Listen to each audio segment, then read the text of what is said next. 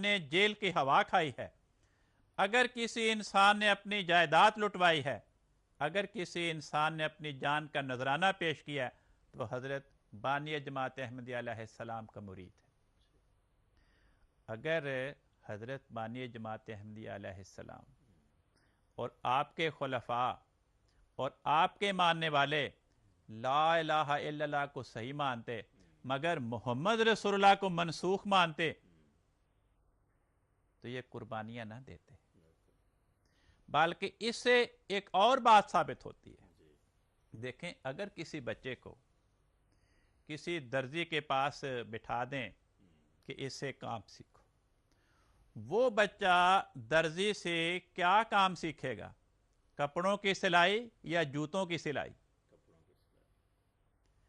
ये कभी नहीं हो सकता कि एक बच्चा दर्जी की शागिर्दी के नतीजे में कपड़ों की सिलाई की बजाय जूतों की सिलाई का काम सीखा है, जो उस्ताद को भी नहीं आता। तो सरजमीन पाकिस्तान में बसने वाले जमात अहमदिया के एक एक फर्द ने हर किस्म की कुर्बानी पेश करके ला इलाहा इल्लल्लाह मोहम्मद रसूलुल्लाह की खातिर अपने अमल से इस बात की गवाही दी कि हमारे दिलों में मोहम्मद रसूलुल्लाह के नाम की, आपके कलमे की मोहब्बत का समंदर ठाठे मार रहा है। जरा इस बात पे गौर करें कि अगर जमात अहमदिया का बानी, अगर जमात अहमदिया के खुलफा जिन्होंने ऐसे आशिक रसूल जमात तैयार कर दी, जिन्होंने मोहम्मद रसूलुल्लाह के नाम की खातिर हर किस्म की कुर्बानी पेश की, उनके अपने दिलों में मोहम्मद रसूलुल्लाह सल्लल्लाहु अलैहि वसल्लम के लिए मोहब्बत और प्यार का कितना अज़ीम शान समंदर होगा, जिन्होंने ऐसे आशिक रसूल जमात तैयार कर दी। देखें, मुखालिफीन कहते हैं कि ये कादियानी लोगों को धोखा देने के लिए ऊपर ऊपर से मोहम्मद रसूलुल्लाह पढ़ते हैं, ये मुनाफिकत का तरीक़ा इख्तियार करते हैं। कुरान करीम ने एक सूरत का नाम इस सूरत अल मुनाफिकून रखा है। गोया हमें बता दिया कि अगर तुमने जायज़ा लेना हो तो उस सूरत के मज़ामीन पे गौर कर लो।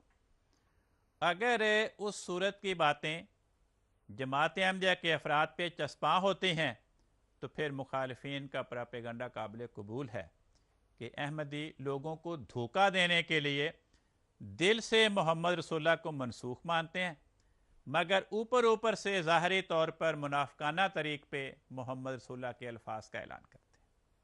कुरान करीम कहता है सूरतुल मुनाफिकून के शुरू में, फरमाया ए मोहम्मद मुस्तफ़ा सल्लल्लाहु अलैहि वसल्लम, लोग तेरे पास आते हैं और कहते हैं कि हम गवाही देते हैं कि तू अल्लाह का रसूल है। फरमाया अल्लाह ताला जानता है कि तू उसका रसूल है, लेकिन अल्लाह ताला इस बात की भी गवाही देता है कि मुनाफिकीन झूठ बोल रहे हैं, वो तेरी रिसालत के दिल से कायल नहीं है, सिर्फ ज़बान से कसमें खा खा कर तेरी रिसालत का इकरार करते हैं। अगली आयत में वजह बयान फरमाई कि मुनाफिकीन जब दिल से मोहम्मद रसूलुल्लाह के कायल नहीं तो ज़बान से मोहम्मद रसूलुल्लाह का इकरार क्यों करते हैं?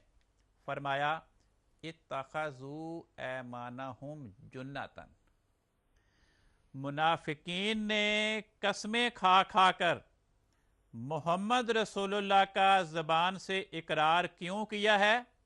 जुन्नतन, इस इकरार को ढाल बनाया। ढाल किसको कहते हैं?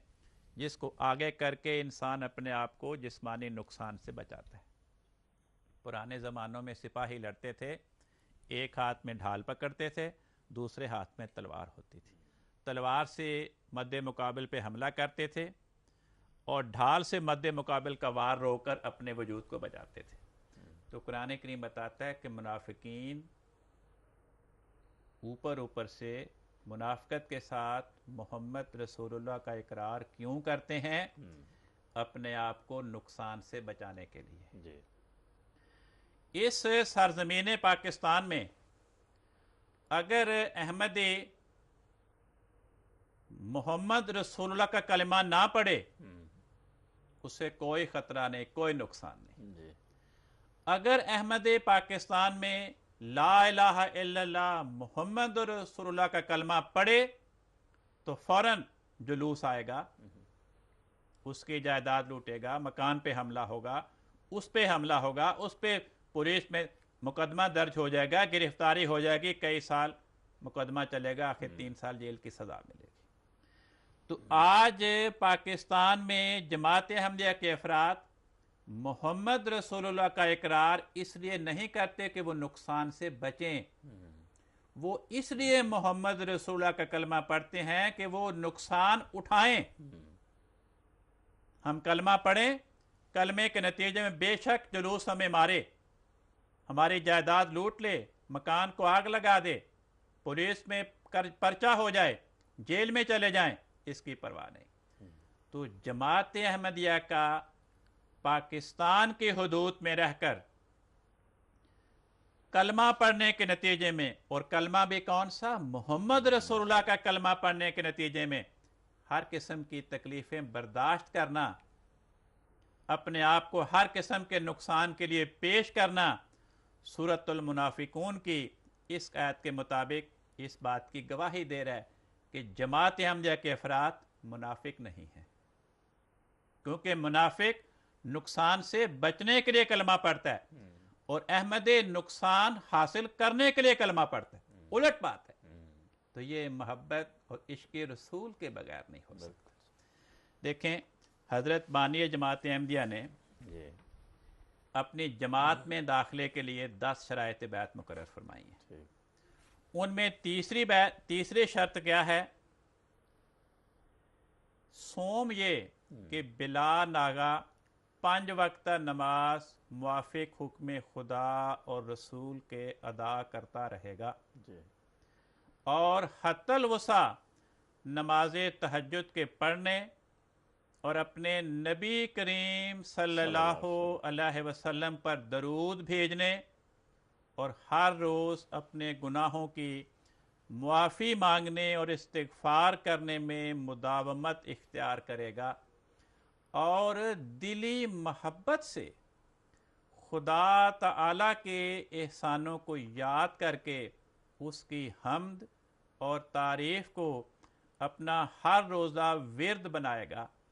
अब ये शराइत बैत की तीसरी शर्त बता रही है جی कि मुखालिफिन का प्रोपेगंडा कितना बेबुनियाद है। अगर हज़रत बानी जमात अहमदिया अलैहिस्सलाम की तालीम ये होती कि मेरे आने के नतीजे में جی नया दौर शुरू हो गया और मोहम्मद रसूलुल्लाह ये कलिमा मनसूख हो गया, आपकी शरीयत आपके दीन का ज़माना ख़त्म हो गया, तो आप क्यों अपनी बैत करने वालों को कहते कि हज़रत मोहम्मद मुस्तफ़ा सल्लल्लाहु अलैहि वसल्लम पे रोज़ाना दरूद भेजा करो। जिसका ज़माना ही मनसूख हो गया, ہاں جی जिसकी शरीयत पे हमने अमल करना ही नहीं, उस पे दरूद क्यों भेजें। तो आपका अपने मानने वालों को ये कहना बताता है कि आप अपने मानने वालों को ये तालीम दे रहे हैं कि हज़रत मोहम्मद मुस्तफ़ा सल्लल्लाहु अलैहि वसल्लम की रिसालत, आपकी शरीयत और आपके दीन का ज़माना ता क़यामत चलेगा। صحیح جزاکم اللہ